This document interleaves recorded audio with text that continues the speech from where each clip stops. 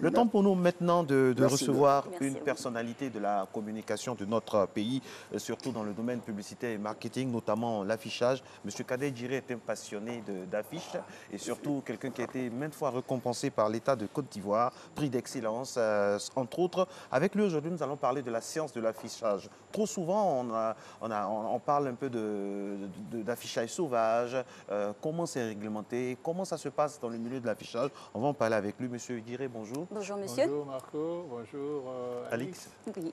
Alors, on ira step by step, pas à pas. Oui. Et d'abord savoir qu'est-ce que c'est qu'une affiche.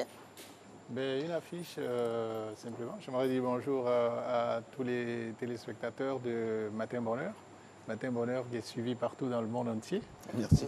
Je ne savais pas que c'était aussi laborieux de se réveiller à 4 heures du matin et d'être à l'antenne, etc., etc. En tout cas, chapeau à vous. Merci. Alors, pour revenir au sujet du jour, une affiche est un support de communication visuelle qui est apposé sur des panneaux publicitaires, des murs ou sur des véhicules publicitaires avec pour objectif de, on va dire, de véhiculer un message, de diffuser un message à l'endroit d'une population donnée. Et donc, voilà, c'est la définition simple et basique de l'affiche. Si Jacques Brou veut bien nous montrer les illustrations. Voilà, merci beaucoup. Alors, qui sont Voilà. les premiers afficheurs en Côte d'Ivoire? Pour faire un peu d'histoire, les premiers afficheurs. Alors, il faut savoir que l'affichage est d'abord quelque chose qui est venu de l'Europe, on va dire, de la France, à partir du XVIe siècle, avec une ordonnance qui a été donnée par François Ier, qui était un souverain, précisément en 1539.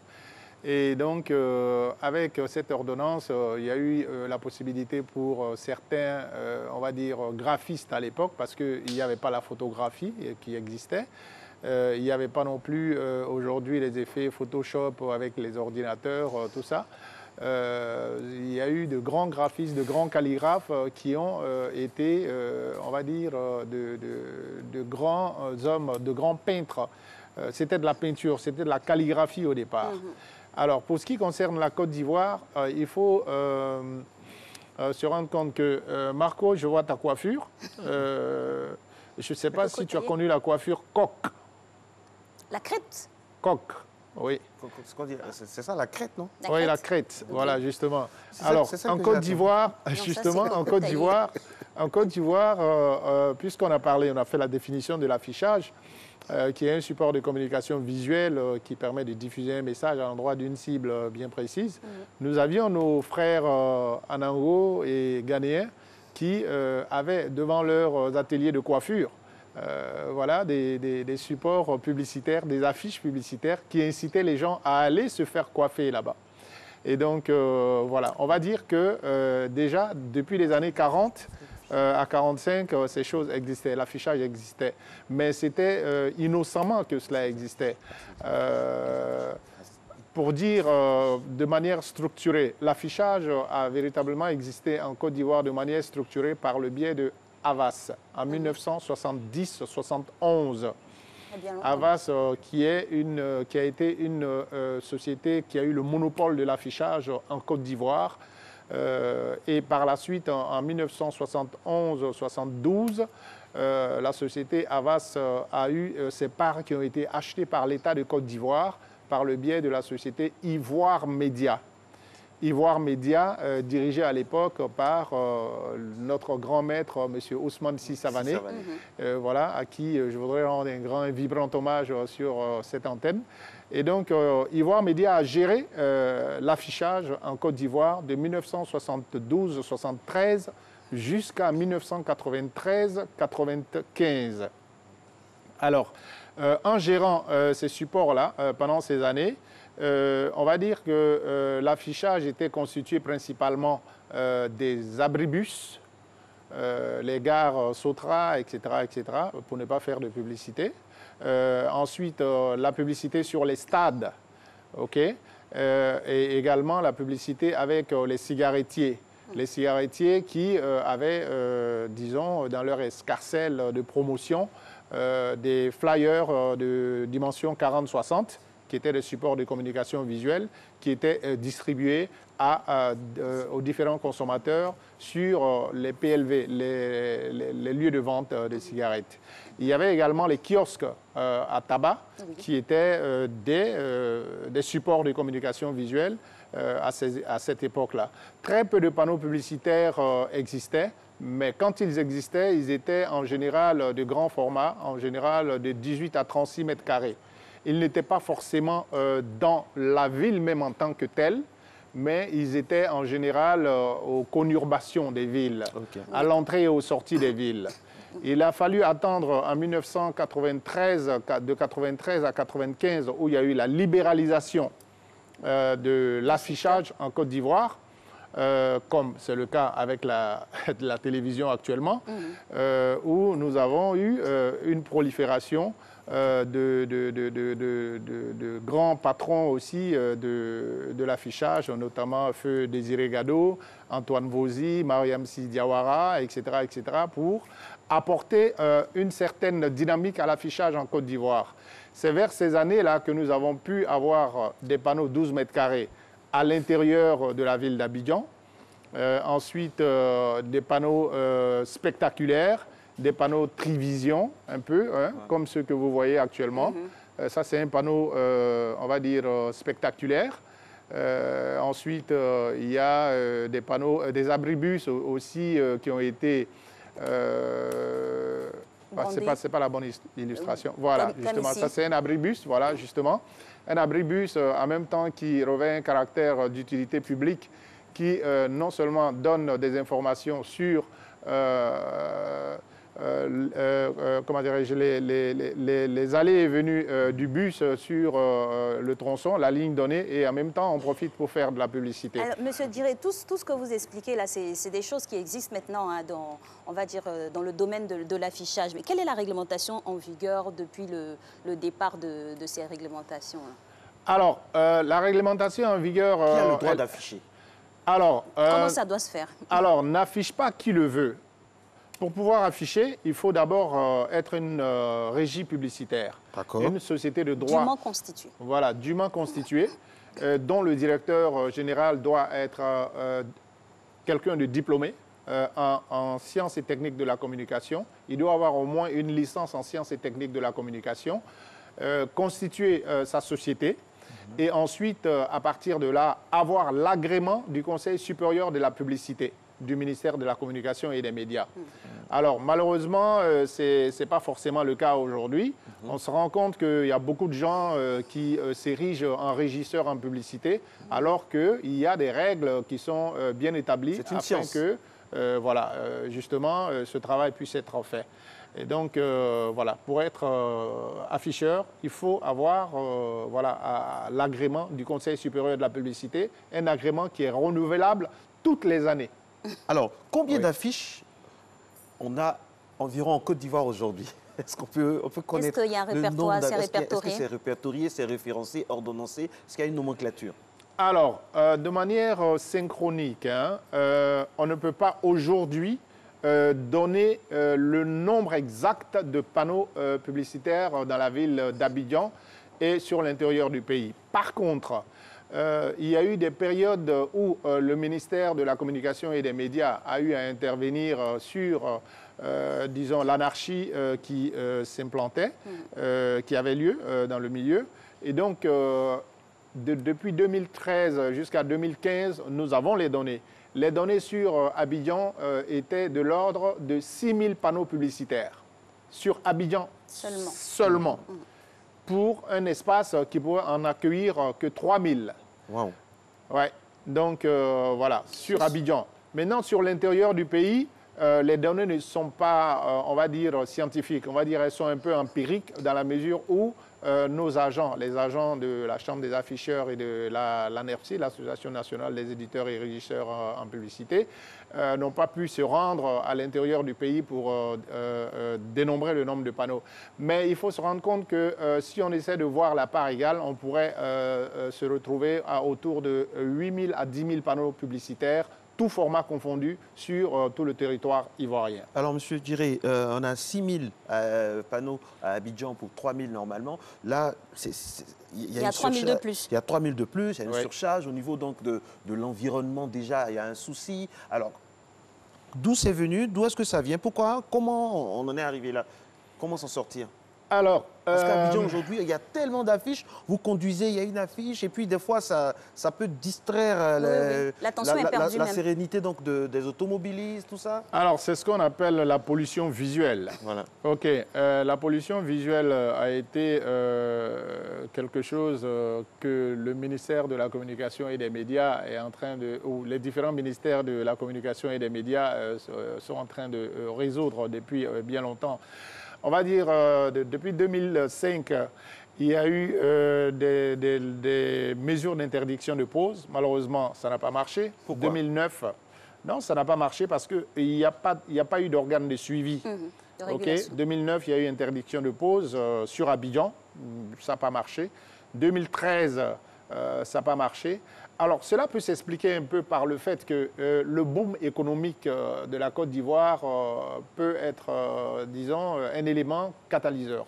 On va dire, il y a beaucoup d'éléments, il y a beaucoup d'élèves ou d'étudiants qui sont aujourd'hui diplômés en sciences et techniques de la communication, qui veulent avoir leur propre entreprise, qui veulent être leur propre patron. Et donc, pour cela, ayant vu, par exemple, certaines personnes qui sont propriétaires des régies publicitaires et pour qui ou chez qui ça marche bien, veulent aussi être, voilà, on va dire, voilà, régisseurs en publicité sans forcément respecter les règles. Ensuite, il y a, disons, les fabricants de panneaux. OK, on va dire les gens qui sont les ferronniers. Oui. Qui se lèvent aujourd'hui, qui te fabriquent un panneau, et demain, tu les vois et qui deviennent régisseurs, qui vont poser eux-mêmes des panneaux. Et donc, il y a plusieurs facteurs, on va dire, endogènes et exogènes qui peuvent expliquer un peu cette forme d'anarchie. Le ministère s'est laissé dépasser? Ah non, non, non, pas du tout. Le ministère, aucun des ministères ne s'est laissé dépasser. Et à preuve, vous avez vu que Il y a peu de voilà, temps, il y a des choses, voilà, il y a des de choses qui panneaux sont en train anarchiques. d'être faites. Le Après, ministère- ça revient, on démolit et après, ça revient. Voilà, c'est ça aussi. justement. Et c'est dans ce cadre-là que, justement, d'abord nous-mêmes, enfin, les différents membres des différentes associations d'afficheurs ont vu le mal venir de loin. Et donc, elles ont elles-mêmes essayé de voir comment procéder à une forme de réorganisation de l'environnement publicitaire, notamment au niveau de l'espace publicitaire. Il y a eu des axes qui ont été réorganisés, notamment l'axe de l'aéroport, l'axe du boulevard jusqu'à Destin, certains axes sur Cocody, mais malheureusement, lorsqu'on tourne le dos, il y a, on va dire, certaines personnes encore mal intentionnées qui vont poser des panneaux. Alors, il faut expliquer aussi ce fait-là de par la nature aussi des relations ou des interventions de certains agents véreux de certaines mairies. Parce qu'il faut savoir que pour pouvoir poser un panneau publicitaire, il faut d'abord une autorisation de la mairie qui est adressée au Conseil supérieur de la publicité qui, lui, donne un avis motivé au maire afin que la publicité puisse être faite ou la pose du panneau puisse être faite sur le territoire communal. Malheureusement, il se trouve que, bon, sans même que le maire ne soit informé, que des agents, souvent, font des bisbilles avec voilà, certaines personnes pour pouvoir poser des panneaux. Parfois, le maire peut être informé aussi, monsieur. Ah non, Cadet, le maire monsieur. n'est pas informé. Non, Non, je non, dis non. parfois, ça peut arriver, on ne sait jamais. Le maire peut être complice non, aussi. non. Il n'est Les maires, nous avons mené nos petites enquêtes. Ok. Les maires On ne fait sont confiance. pas informés de l'attitude de certains agents véreux de certaines mairies. Et d'ailleurs, je ne vous citerai pas la mairie, il y a certaines personnes ou certains agents de mairie qui ont reçu des demandes d'explication relatives à cette situation-là, suite au constat fait par le Conseil supérieur de la publicité et également par les différentes associations d'afficheurs. Monsieur Diré, à ce niveau-là, quelle est la norme d'affichage pour des affiches conventionnelles? Il y a des distances établies, préétablies. Par rapport à un Comment on boulevard, respecte? Voilà. à l'autoroute. À une autoroute, Les à choses une sont voie très express. claires. Les choses sont très claires. Les textes sont là. Il y a un décret qui a été fait en 2007 pour réglementer l'affichage publicitaire en Côte d'Ivoire. Ce décret, je l'ai avec moi ici. Malheureusement, voilà, certaines personnes n'en font pas cas, ne respectent pas. Il est vrai que certains textes de ce décret sont aujourd'hui un peu obsolètes, mais il n'en demeure pas moins vrai que beaucoup d'éléments sur ce décret-là sont extrêmement importants. Les distances entre les panneaux au niveau d'Abidjan sont de 75 mètres. Normalement. Normalement, 75 mètres entre deux panneaux publicitaires de la même taille et de la même envergure. OK, ça, c'est au niveau d'Abidjan. Maintenant, en rase campagne, c'est des panneaux, c'est des distances qui vont jusqu'à 150 mètres. Alors, il faut savoir aussi qu'au niveau du ministère de la Communication et des Médias, il y a un nouveau projet de loi relatif à la communication publicitaire qui est en train d'être mis en place pour essayer de nettoyer un peu, on va dire, toiletter un peu ce décret avec de nouvelles dispositions qui vont venir et qui prendront en compte toutes les aspirations des différents intervenants, on va dire, de l'écosystème de la communication publicitaire. Monsieur Djiré, vous faites partie donc, des pionniers, des piliers donc, de l'affichage en Côte d'Ivoire. À ce titre, on attend vos propositions et vos solutions pour assainir le milieu de l'affichage. Alors, je pense que moi, je n'ai même pas attendu de faire des propositions ici, que les associations déjà, je veux parler notamment de l'ANERPSI et de la Chambre des afficheurs de Côte d'Ivoire, qui se sont mis ensemble pour parler de la même voix, pour défendre un peu les intérêts de la corporation. Déjà en 2013, il y a eu un travail qui a été fait, notamment la réorganisation de certains axes, pour essayer on va dire, de réglementer un peu les distances, mais en même temps aussi d'extirper de nos rangs, on va dire, les personnes indésirables.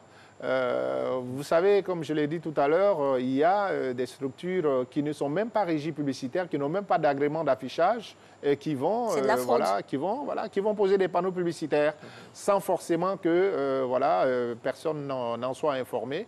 Et du jour au lendemain, on se rend compte qu'après avoir réorganisé, on se rend compte que, bon, il y a des panneaux qui sont reposés. Donc aujourd'hui, il y a un comité de concertation et de développement de l'affichage publicitaire qui a été mis en place par le ministre de la Communication et des Médias.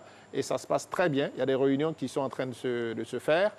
Très bientôt, je pense que vous aurez les conclusions. Les responsables des services techniques des mairies sont impliqués dans cette réunion. Alors, toutes les composantes de l'écosystème de la communication sont impliquées à cette réunion, notamment les collectivités territoriales, les mairies, les agents des mairies, la RTI est dans le comité, les afficheurs, le ministère de la Communication et des Médias, etc. Tout le monde le ministère de la Sécurité, le ministère de l'Urbanisme, parce que l'affichage, c'est ça.